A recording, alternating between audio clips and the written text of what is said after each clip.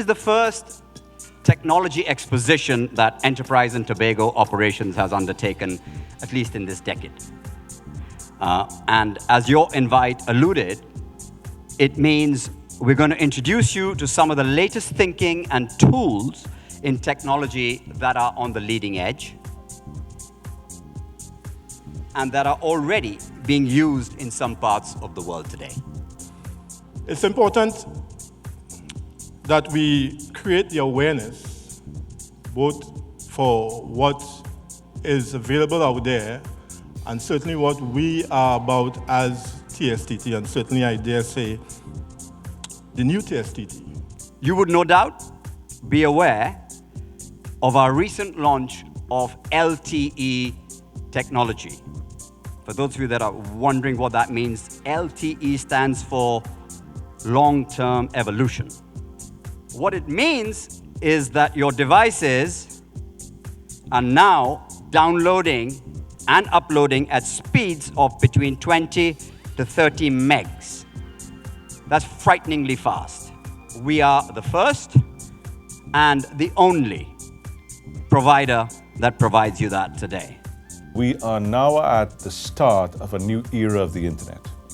The first era of the internet, the last 20 years, was dominated by consumer productivity.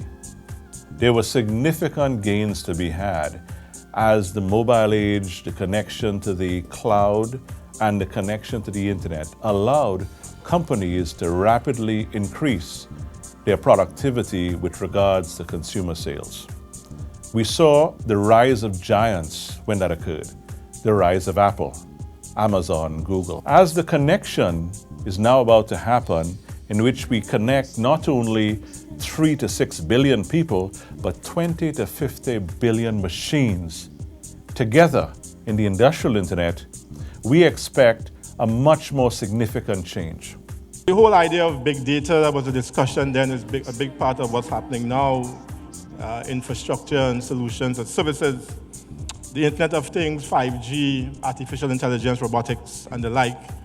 Things that, you know, when you look at Star Trek and the Jetsons, you thought that just seems like it wouldn't happen, but it's actually here today. So what is big data? In 2001, Doug Laney coined the term 3 V's, the 3 pillars of big data. Volume, based on the volume of data that was being generated, both from internal systems that we have and from customers, and across a number of devices. By 2020, there's going to be over 50 billion devices, not just smartphones, but everything is going to have a connection. The future of technology is in artificial intelligence, robotics, virtual and augmented reality, digital biology, and cloud technology. That's where all the smart money is being poured in by companies such as Apple, Alphabet, that's Google, Microsoft, Amazon, and Facebook.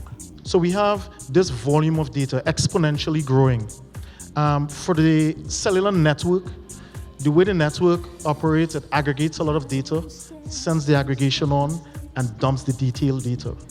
And so the infrastructure that is developed now is such that you don't have to get rid of anything, both structured and unstructured data. And so you retain that data. What's very fascinating is that the telecoms or the communication industry is literally at the cross-section of a large number of these disruptors. And connectivity is key to a large number of all of these new technologies. We have structured text, unstructured text. Unstructured being things like Twitter. People are tweeting stuff. Facebook, on the Facebook timeline, people are saying stuff in their own languages and stuff like that. And then you have video, the Facebook videos. We have the YouTube videos. And so video is a large content. And what we're going to see later this year is augmented reality, virtual reality. And how do you capture a medium like a virtual reality world, observe all the objects in that world, assign attributes to these objects, and then capture the interaction between these attributes. There is this convergence of the social world, the service industry, and ICT development that is very fundamental to the way in which we are evolving as a nation, as a region, and globally. And we've got to recognize that and become part of that if we are to move into this new technological era. There is enough evidence to clearly demonstrate that there is a direct link between ICT development and economic development.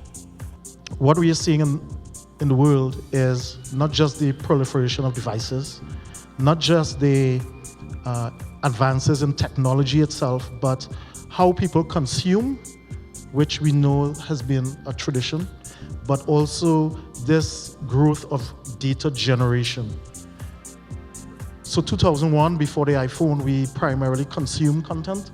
And now today with Snapchat and Instagram, we generate data. And so the carrier network has become this two-way pipe. And carriers are now looking for new revenue streams, as well as traditional businesses that are seeing their businesses being eroded.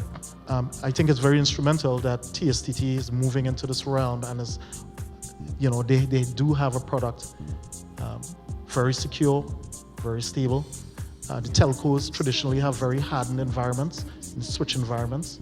And so it's a very viable alternative for organizations that need to focus on matching the needs of the end user and understanding the end user at a very integral level, and not on maintaining hardware and software. It is clear when I think about TSTT and its role that it's going to be very powerful in the data gathering and movement, as well as in deploying some of the skills needed as that data comes in.